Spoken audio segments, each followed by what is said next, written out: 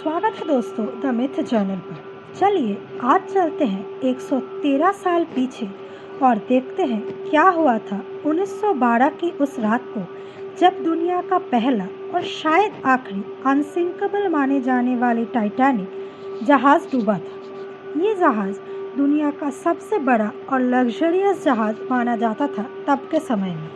यह अपने पहले और शायद आखिरी सफ़र में निकलती है साउथहैम्पटन इंग्लैंड से न्यूयॉर्क तक की यात्रा पर। इस बोट पर उस दिन हर तरीके के लोग मौजूद थे, जिसमें बड़े बिजनेसमैन, एक्टर्स और कुछ इमिग्रेंट्स भी थे जो अमेरिका जा रहे थे एक बेहतर ज़िंदगी की तलाश में। ये शिप लगभग 269 मीटर लेंथ में और 53 मीटर हाइट में सारे लग्जरीज के साथ न्यूज़ की हेडलाइंस बनी हुई थी। इस शिप को लगभग $7.5 मिलियन खर्चा पड़ा था बनाने में। इस जहाज़ में लाइब्रेरी से लेकर स्विमिंग पूल तक सब कुछ मौजूद था और सबसे चौंकाने वाली बात थी इस जहाज़ के सेफ्टी फीचर्स। यहाँ तक कि इस शिप को बनाने वाली कंपनी वाइस स्टार लाइन के वाइस प्रेसिडेंट फिलिप फ्रैंकलिन ने कहा था कि ये अनसिंकेबल है एक बड़ी पब्लिक स्पीच में।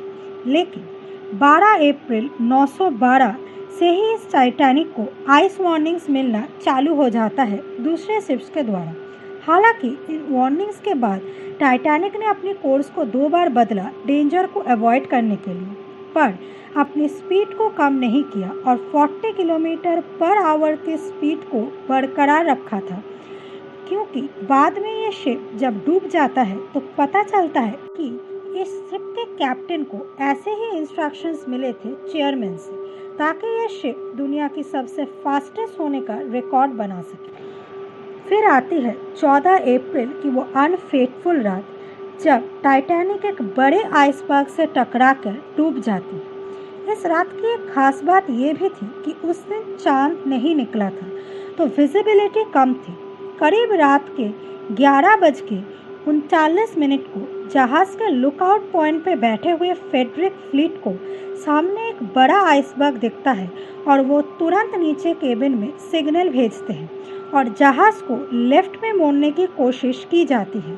तब तक बहुत देर हो चुकी थी और केवल 1 मिनट के अंदर ही 11:40 पर यह शिप आइसबर्ग से टकरा जाती है। ये आइसबर्ग करीब 200 × 400 फीट लेंथ में था और 1.5 मिलियन टन्स के करीब इसका वजन था। टाइटैनिक का फ्रंट राइट साइड इस आइसबर्ग से टकराता है और उसका एक बड़ा क्रैक आता है। कंपार्टमेंट्स में पानी भरना शुरू हो जाता है।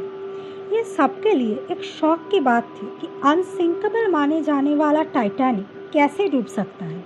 इस शिप में डबल बॉटम हल था, जिससे कि अगर शिप के नीचे का लेयर टूट भी गया तो दूसरी लेयर बचा लेगी। और इस शिप को 16 वाटर टाइट कंपार्टमेंट्स में डिवाइड किया गया था, जिसमें से अगर 4 कंपार्टमेंट्स में भी पानी भर गया तब भी जहाज नहीं डूबेगी।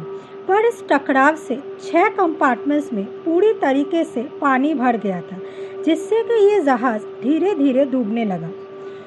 इसको देखते हुए करीब रात के 12 बजे डिस्ट्रेस कॉल भेजा जाता है और करीब 12:20 में एक शिप RMS कार्पेथिया इस सिग्नल को सुनती है और हेल्प के लिए अपना रास्ता मोड़ती है। पर यह जहाज़ 107 किलोमीटर दूर था टाइटैनिक से और इसे आने में करीब 3.5 आवर्स ज़रूर लगते।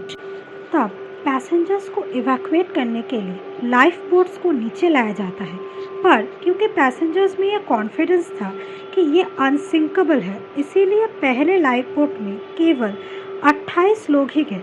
पर धीरे धीरे जैसे पानी बढ़ता है तो लोगों को ये पैनिक हो जाता है कि वो डूब जाएंगे और वो एक दूसरे से लड़ने लग जाते हैं लाइफ बोट्स में चढ़ने के लिए।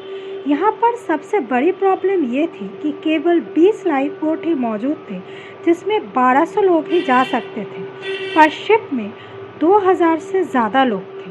क्योंकि इस शिप को अनसिंकेबल माना जाता था, इसीलिए लाइफ बोट्स कम रखी गई थी। जब लास्ट लाइफ बोट पानी में उतरी तब भी 1500 लोग जहाज़ में मौजूद थे। कुछ टाइटैनिक के साथ ही डूब गए और कुछ जिन्हें तैरना आता था वो भी -2 डिग्री सेंटीग्रेड पानी के टेम्परेचर में मारे गए। ऐसा कहा जाता है कि टाइटैनिक के कैप्टन एडवर्ड स्मिथ अपनी व्हील पर ही थे और टाइटैनिक के साथ ही मारे गए।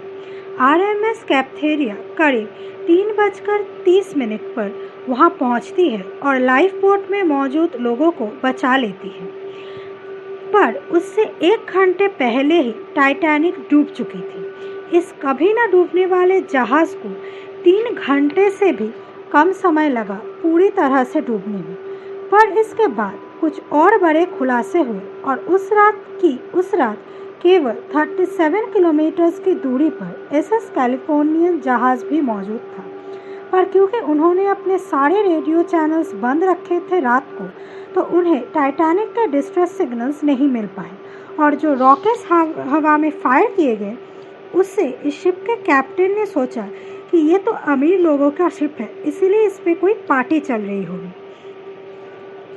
इससे जुड़ी एक और बात सामने आती है कि जिस दिन एक्चुअली टाइटैनिक डूबी थी उस दिन एक सेफ्टी ड्रिल होने की बात थी शिप पर कैप्टन स्मिथ ने ये भी नहीं करवाई। ऐसे ही और गलतियों की वजह से ये टाइटैनिक पूरी तरीके से, जो कि अनसिंकेबल मानी जाती थी, वो डूब गई। और ऐसे ही और कई सारी गलतियां थी, जैसे कि उस रात पैनिक में आकर स्टीयरिंग व्हील को लेफ्ट की जगह पर राइट मोड़ दिया गया था।